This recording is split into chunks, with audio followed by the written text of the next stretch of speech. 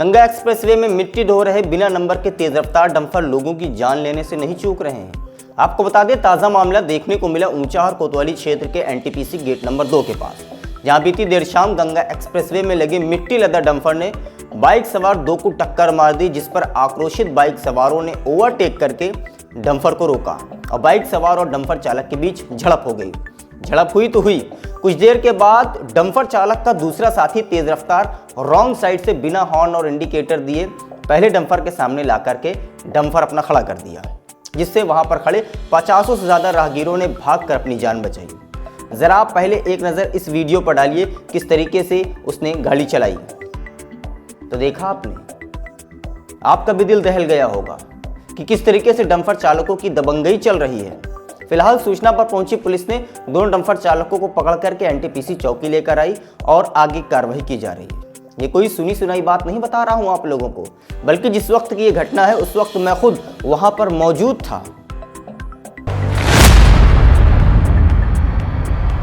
हाथ में ऐसा लगा ना, पूरा करंट मारा, साला कट मार के हाथ में ऐसा गोली लगा हुआ ना, पूरा कट मार के हाथ में हुआ से। किस जगह पे? भाई साहब, ये ज्ञान थोड़ा 5 कदम आगे। वहीं दूसरी घटना खोजनपुर के पास की है, जहां तेज रफ्तार डंपर से बचने के लिए बाइक सवार अनियंत्रित होकर दीवार से टकरा गया और गंभीर हालत में युवक को ऊंचाहार सीएचसी में भर्ती कराया गया है, जहां उसका इलाज किया जा रहा है। यही नहीं, आपको बता दें कि निर्माणाधीन गंगा एक्सप्रेसवे में लगे बिना नंबर के सैकड़ों डंपर तेज रफ्तार होने की वजह से लोगों को रौंदते हुए चल रहे हैं। तो कहीं अनियंत्रित होकर पलटते हैं, तो कहीं खंभों और पेड़ों को ठोकते हैं, तो कहीं फ्लाईओवर और घरों में घुसते हैं।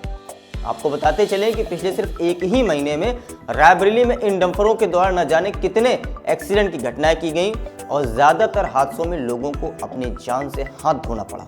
जो बच गए हैं तो वो किसी लायक के नहीं रह जा रहे हैं। आप चाहे रायबरेली के जमुनापुर की घटना ले लीजिए, चाहे जगतपुर का चौराही चौराहा हो, चाहे ऊंचाहार हो, सूची हो, उमरन हो, न जाने ऐसी कितनी ही जगह हैं जिन पर हादसे हो चुके हैं और इन सब के बावजूद भी प्रशासन के कानों में जरा सी भी जू नहीं लग रही है और निजी कंपनियों के द्वारा धड़ल्ले से कार्य को अंजाम दिया जा रहा है। और रोड पे रात में हमको सबको दोपहिया वाहन वाले को, साइकिल वाले को चलने के लिए बहुत दिक्कत होती है। हम लोग कच्ची में कूद जाते हैं, फिर भी हमको सबको दिक्कत बहुत हो रही है। ये जो गंगा एक्सप्रेस में हाईवे में काम कर रहे हैं डंपर, बिना नंबर प्लेट की गाड़ी चला रहे हैं ये लोग, और हमारे साथ कोई दुर्घटना हो जाएगी तो कौन जिम्मेदार होगा? तो शासन क्या इस पे कोई कार्रवाई नहीं कर रहा है? इसमें कोई साथ नहीं दे रहा है। अब इसे प्रशासन की नाकामी समझे या फिर मजबूरी, ऐसा नहीं है कि रायबरेली प्रशासन इन पर लगाम नहीं लगा सकता। चाहे वो जिले के तेज तर्रार जिलाधिकारी हर्षिता माथुर हो या फिर पुलिस अधीक्षक डॉक्टर यशवीर सिंह, दोनों ही अपने कार्यों में कुशल हैं और अगर चाहे तो 24 घंटे के अंदर सबको कानून के दायरे में रहकर कार्य करने का सबक याद करा सकते हैं, लेकिन वो ऐसा नहीं कर पा रहे या फिर उन्हें करने नहीं दिया जा रहा। अब ऐसे में कई सवालिया निशान खड़े हो रहे हैं कि क्या सारे मानकों को दरकिनार कर निर्माण कार्य कराए जाएंगे? क्या इंसानों की जान की कोई कीमत नहीं, कोई महत्व नहीं है? क्या सारे महत्व सिर्फ निर्माण कार्यों को ही दिए जाएंगे? अब ऐसे में क्या क्या क्या न जाने कितने ही सवाल खड़े हो रहे हैं जो राहगीरों और स्थानीय ग्रामीणों के मन के अंदर दब कर रह गए हैं। जबकि कई गांवों में ये भी देखा गया है कि ग्रामीणों द्वारा इन डंपर चालकों को रोककर आक्रोश भी जताया गया है कि डंपर को धीरे चलाएं, धीरे चलाने को कहा गया। लेकिन अब ग्रामीण हैं, उनकी सुनेगा कौन?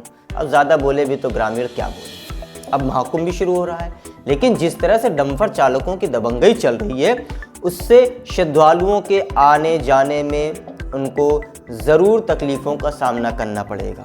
मुख्यमंत्री योगी आदित्यनाथ चाहे जितने भी आदेश देते रहें कि श्रद्धालुओं के आवागमन में कोई दिक्कत ना हो, लेकिन जब तक इन डंपर चालकों की मनमानी पर रोक नहीं लगाई जाएगी तब तक इन आदेशों का कोई महत्व नहीं होगा। फिलहाल अब देखते हैं कि प्रशासन इस पर कैसे लगाता है लगाम।